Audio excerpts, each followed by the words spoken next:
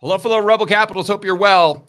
Wanted to go over some data that's just come out that I saw on the CNBC homepage about earnings for AutoNation, for Amazon, and others, especially Amazon, because it's such a bellwether for the economy. And we can juxtapose this to the 2.6 positive or real GDP number that we got this morning and try to kind of sift through all the noise to distill down to what the truth really is and how we can help or how we can use this information to make better financial decisions in the future for our portfolio. I see this Baxter here. I appreciate the feedback, buddy. He says all this doom and gloom, and yet nothing ever happens. Apparently, and yet nothing ever happens. I don't know. I don't know where you've been the last 2 years, my friend. Nothing ever happens.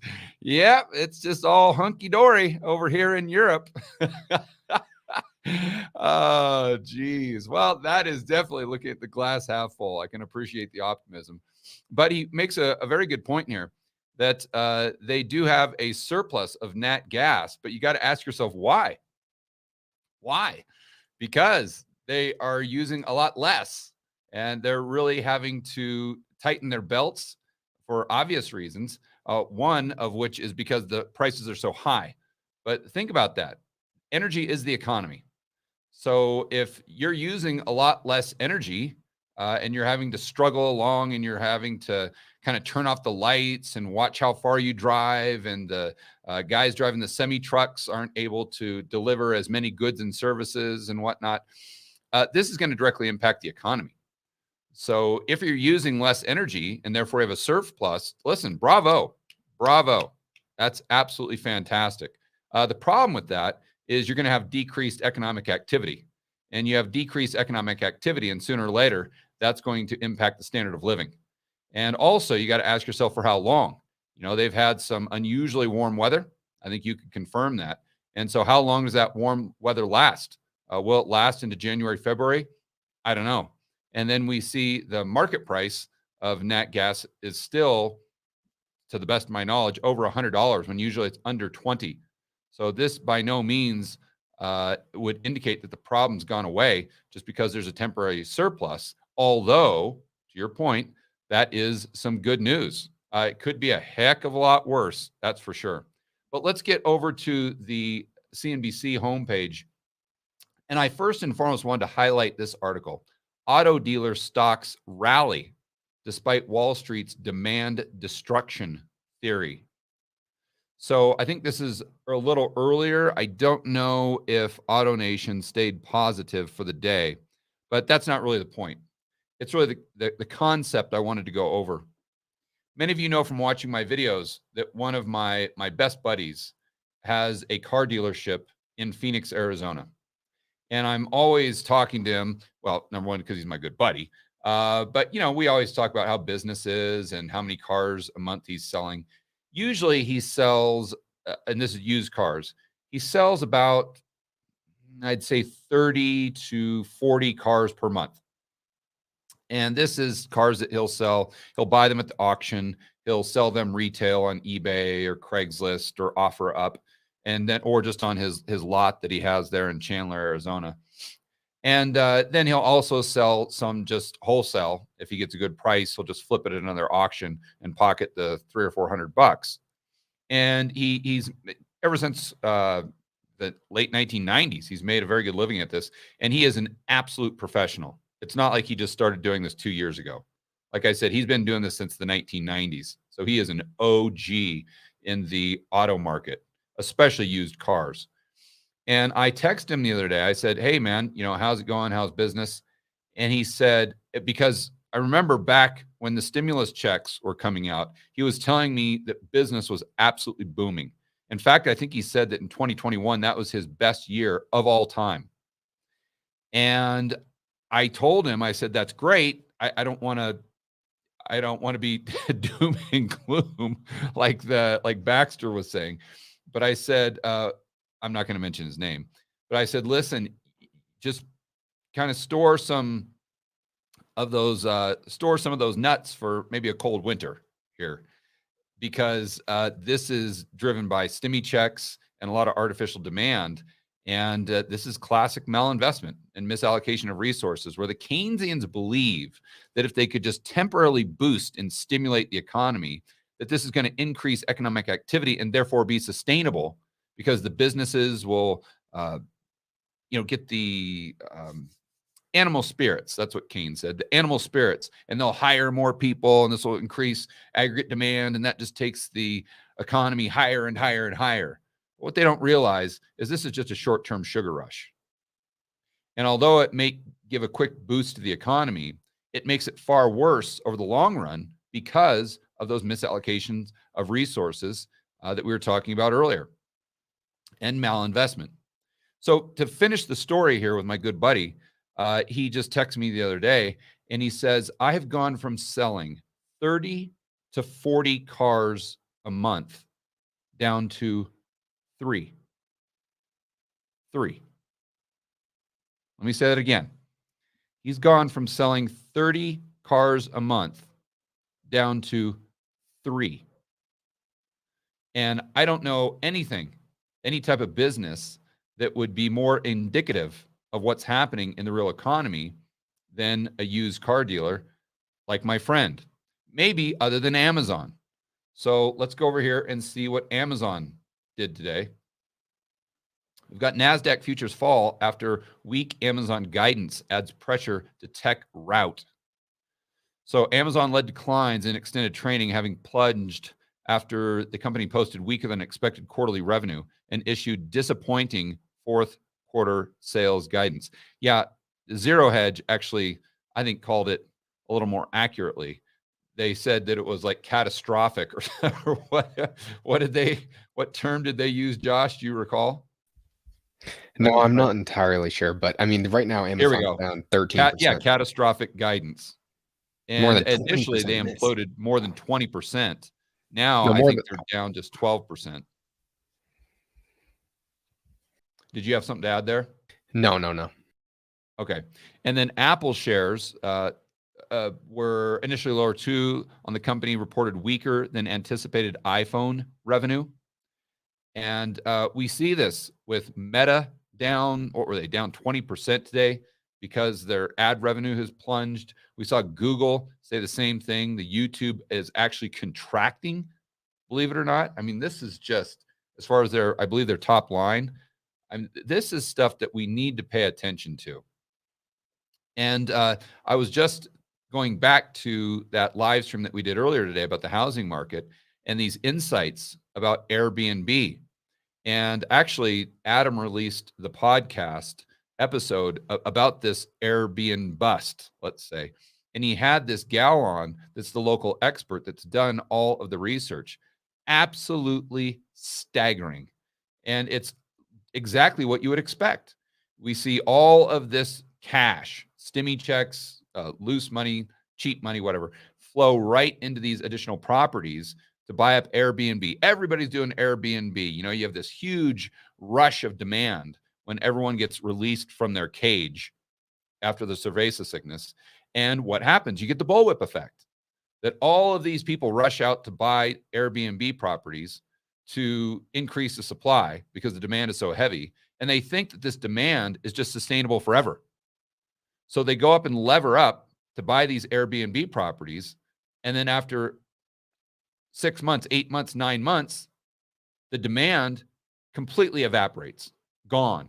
In fact, this gal joined a Facebook group for Airbnb superhosts, where she is kind of sourcing some of this intel.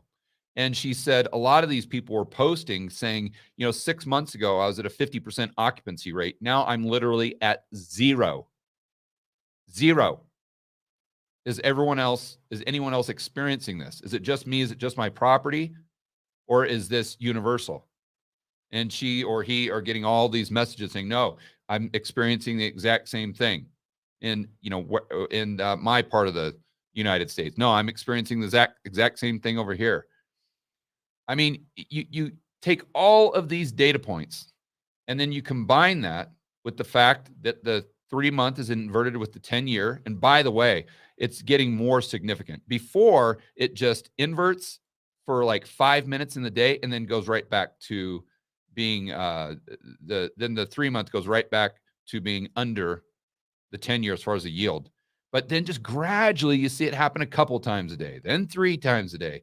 And now every single time that I checked it today, the 10-year was lower than the 3-month. In fact, let's go ahead and do that right now. Let's go to the CNBC homepage.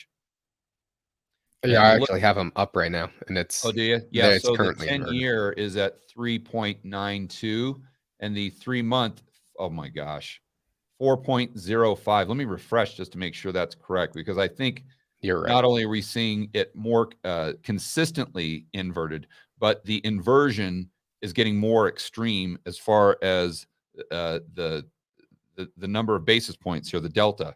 So let me, because initially, remember, Josh, it was like 2 basis points, 3 basis points, and it was kind of fluctuating throughout the day. And then now we're at, the 3-month is at 4.05, and the 10-year, according to CNBC homepage, is 3.92. I don't think it is uninverted for the past few days. I think it might have just for a brief time, but it's like we said, it's getting more and more consistently inverted, and the inversion is growing. That's my point. So now we're at, let's say, 3.927. So we've got, call it 13 basis points of inversion.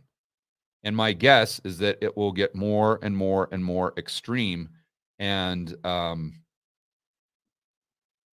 I hate to make predictions, but I just don't see how we're probably already in a recession, but I don't see how within the next few months, going into the end of 2022 or the beginning of 2023, the recession or economic depression isn't so bad that the mainstream media and the Fed actually needs to acknowledge what's going on.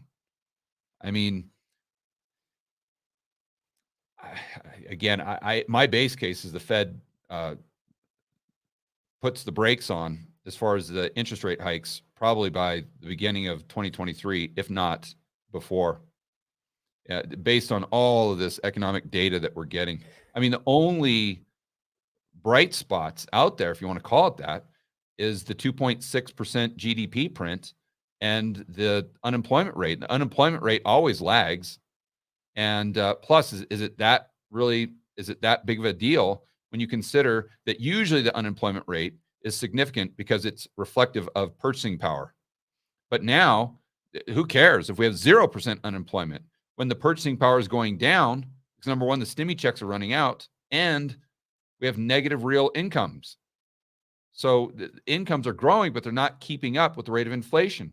That means purchasing power decreasing, just like you would see if we had the unemployment rate increasing. Yeah, and it also seems like productivity is going down drastically. So right now I have some family members over, and one of them, my aunt, she was just talking about like she's been online work ever since the psoriasis sickness shut everything down, and she said Yeah. that she has not done pretty much any work, any substantial work for the past 2 years. She just logs into her computer at 7 a.m. and she just kind of stays on and just plays on her computer, stays online, and then she gets paid the exact same every single week.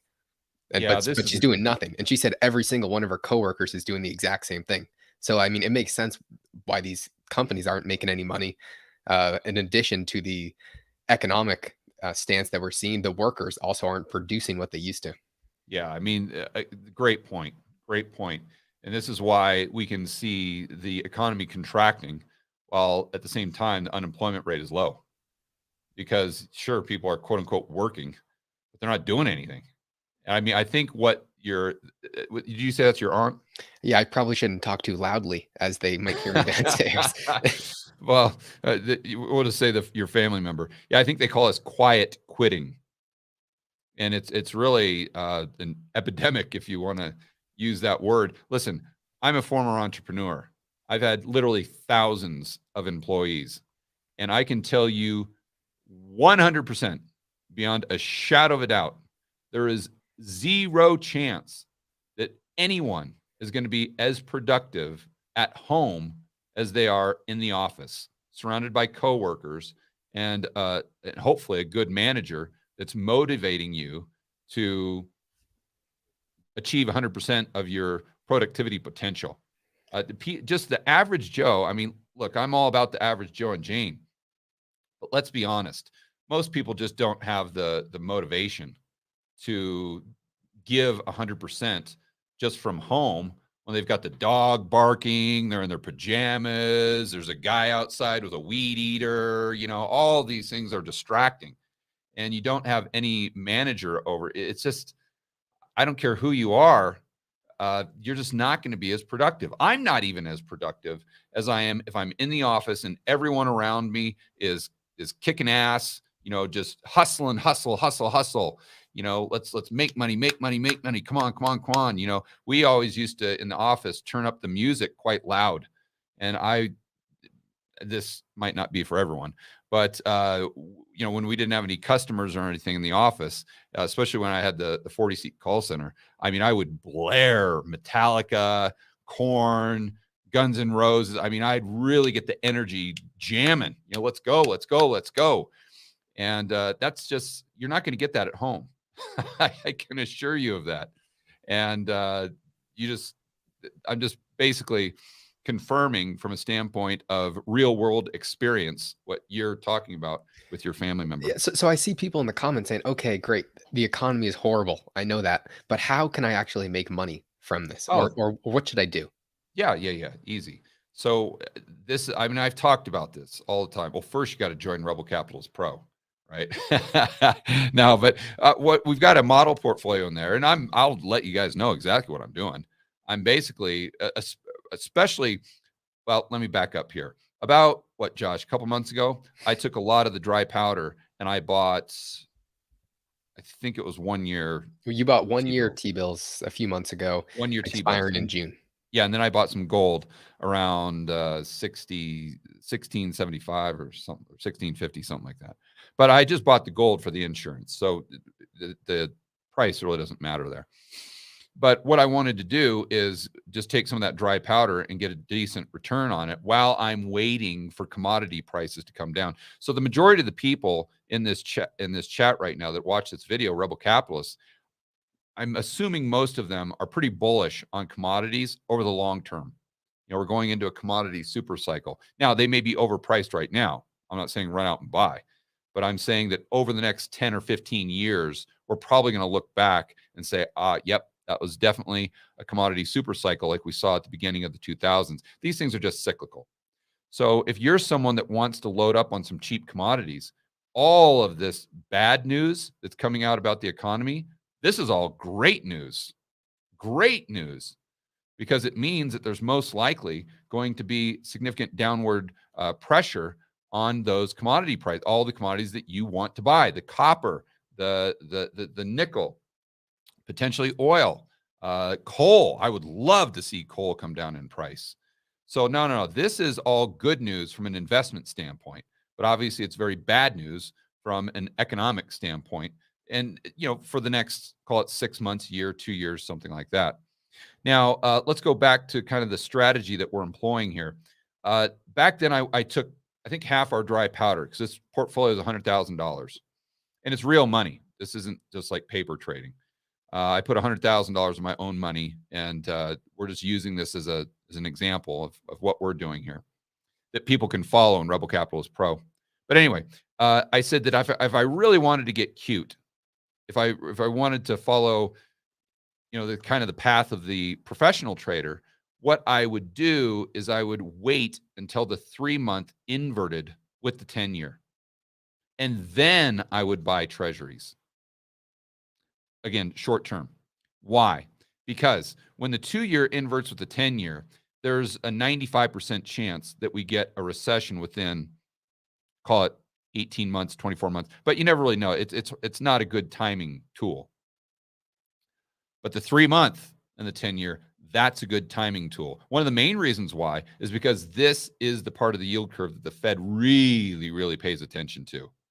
And if you believe a lot of the blog posts on the Fed's website, and you guys might not remember, Josh, you probably do, but we did a video on this about 2 or 3 months ago when this Fed official came out with a report saying, oh, just disregard the 2-year and 10-year. That doesn't matter. That doesn't matter. That doesn't matter. And remember what he said? He said the only thing that really, really matters is the 3-month. Yeah, I wonder where he is right And then now. he gave another metric as well. But he was basically saying that no, what's really, really important is the super short end of the curve and the 10-year.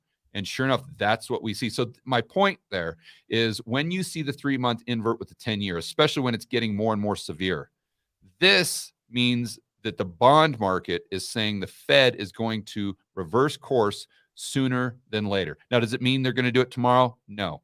But it means usually, 3 months, 4 months, within 6 or 9 months, they're going to go ahead and reverse course. Okay, so what that means is you can go out right now with some dry powder and you can buy, let's say, 6-month treasuries, 1-year treasuries for what? 4.5%, something like that. And then what you can do is you can just hold it, because if those commodity prices come back down, that's probably a result of some sort of economic crisis or financial crisis, in which case the Fed would be lowering rates. Well, if the Fed lowers rates, then you are going to get a capital gain on the bonds that you hold. Because if you're buying them at a 4.5% interest rate, and interest rates, let's say, go down to 0, okay, well, that's a capital gain. You can sell that bond, that T-bill even, for more than you paid for it. Fantastic. And then you can take that, and it's not going to be a huge capital gain. I get it, because they're so short term. But it's like my dad said. What does my dad always say? Or what did he always say, It's Josh? better than a Swiss kick in the nuts. It's better than a swift kick in the nuts. That's right. So then what you can do, and you got those very, very liquid treasuries that you can sell immediately, take that cash and go ahead and buy those commodities on the cheap, and then just hold them for the next 10, 15 years. And let's just say that the Fed doesn't reverse course, continues to, increase interest rates or something like that, or we don't have some sort of financial event or economic crisis, and the commodity prices don't come down. Fine, great, no problem. Then you just hold on to those treasuries, those T-bills, wait till they mature, and then you just get paid the 4.5%. That's your downside. And so compared to what? Well, compared to just holding cash in the bank where you're getting 0%. And so this is the strategy that I'm employing for my own portfolio in Rebel Capitalist Pro. And this is great news, because this is what we're seeing right now with the treasury market. We were speculating, Josh, about 2 months ago that this is how it would play out. Remember that? Yeah. We were saying, okay, hopefully it plays out and we're seeing it play out almost precisely how we said we hoped it would play out from the standpoint of building a portfolio. Now, again, I want to be clear.